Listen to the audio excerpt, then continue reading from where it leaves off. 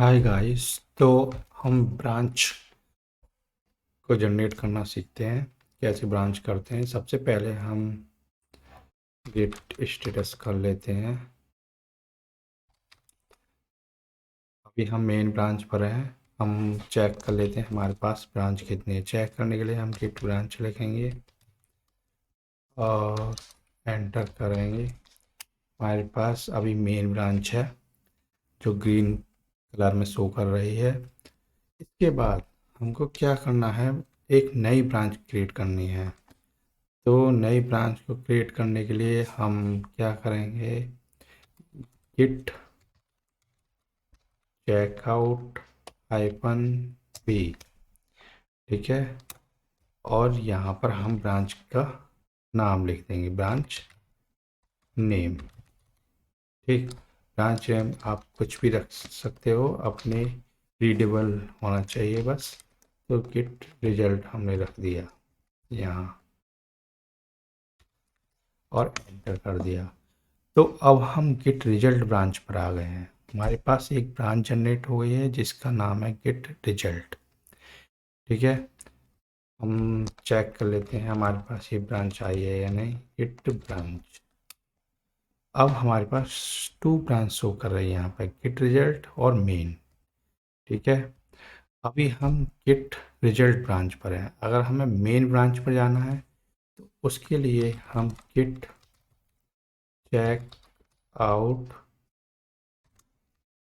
Main, ठीक है। जो भी जिस ब्रांच पे जाना चाहते हैं हम उस ब्रांच को यहाँ पर लिख देंगे। तो गिट चेकआउट मेन।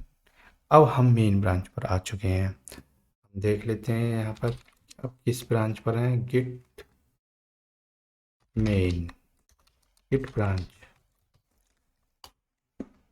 अब हमारा यहाँ पर मेन ब्रांच ग्रीन शो कर रहा है, इसका मतलब हम अब मेन ब्रांच पर हैं। तो इस तरीके से हम ब्रांच को जनरेट करते हैं।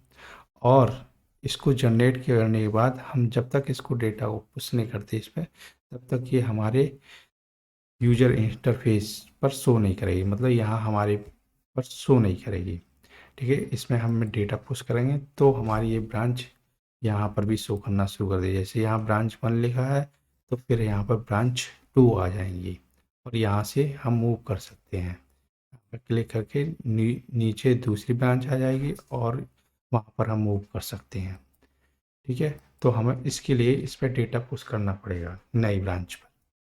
तो इस तरीके से हम ब्रांच को जनरेट करते हैं।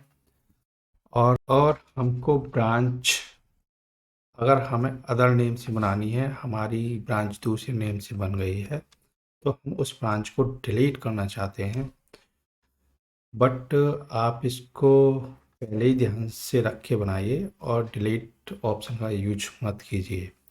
बट मैं आपको यहाँ बता देता हूँ, अगर आप डिलीट करना चाहते हैं तो हम क्या करेंगे, गिट कमांड देंगे ब्रांच डी को, यहाँ पर गिट रिजल्ट ब्रांच को डिलीट करना है तो लिखेंगे गिट रिजल्ट।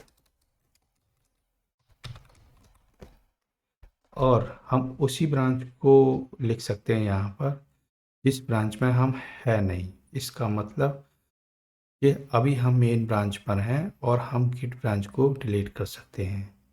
अगर हम गिट रिजल्ट ब्रांच पर होंगे तो उसको डिलीट नहीं कर सकते, ठीक है। तो हम मेन ब्रांच पर हैं और गिट ब्रांच को डिलीट करते हैं, गिट रिजल्ट को एंटर करते हैं। अब ये हमारी ब्रांच डिलीट हो चुकी है।